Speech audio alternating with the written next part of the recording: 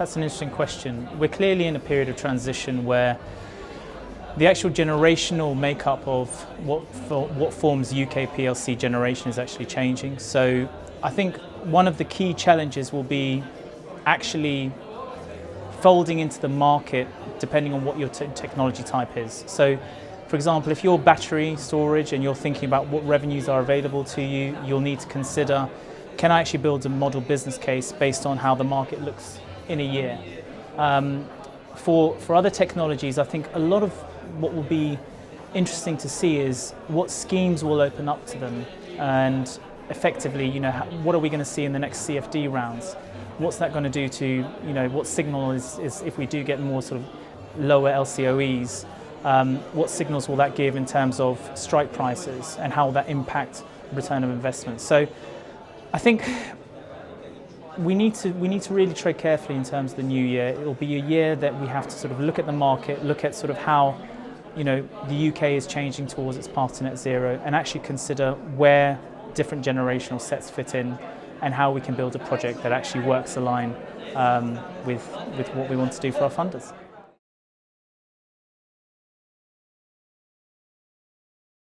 No, I don't. I think, look, everyone, I'm a regulatory lawyer, so I can speak about this point quite a lot.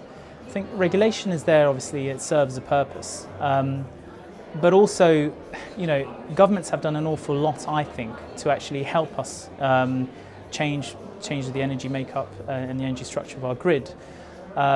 So if that's, creating new schemes, offering new incentives to customers, what I do think is that what the investor world would like to know is have more signals about when those revenue opportunities are going to stop.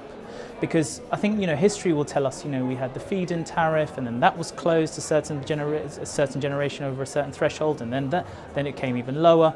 So we really need to, I think, really look to the government to really send us those signals in terms of that we actually know what's going to be available for what. And the government's got a very difficult decision in terms of how what support it's going to offer, because at the end of it, the end consumer pays, right? So. Yeah, I wouldn't say the government provides roadblocks, but I think in terms of the communications and some of the decisions, I think it would have been good if the investor community had more foresight. And of course, I'm thinking here about changes to triads, for example, which is a classic example. And that's clarity is always something that's appreciated, as much forward warning as possible, especially if you live in a regulatory environment that's one change can have a significant impact.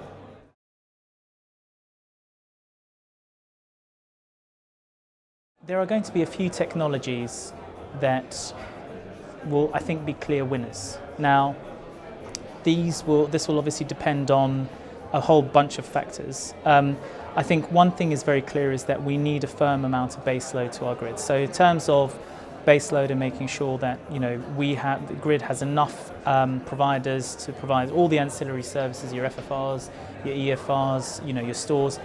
You can see that battery is creeping up, and it's going to be interesting to see how much battery will be, new battery installations will be connected to the grid. The other aspect that I would say is it's also going to be interesting to see sort of what makeup, and I think National Grid have done a few energy energy future scenarios. So what makeup of the actual grid will be sort of in 5 to 10 years, and how that will position us to become net zero in 2050. My feeling is, as I said, storage, you can clearly make a case for a winner. I particularly think that gas and CCGTs still have a role to play, but their role will dwindle slightly.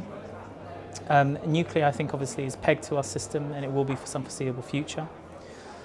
And then I think within the midst of that, you have the ambit of, well, how much renewables do we have on the system? How much do we want to take? So, yeah, one is the generation aspect. There's also another shift which we've, to be honest, has been spoken about for so many years. So this is not really something new, but something that's developing, which is the decentralization of energy.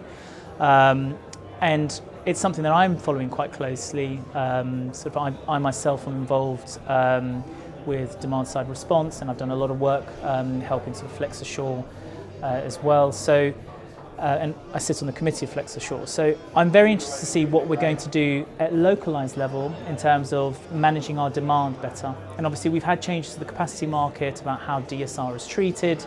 So it's going to be very interesting to see, you know, what role DSR will play and if it will fill its potential. So yes, quite a lot to look forward to, I think, and you know, we'll have to wait to see what arises.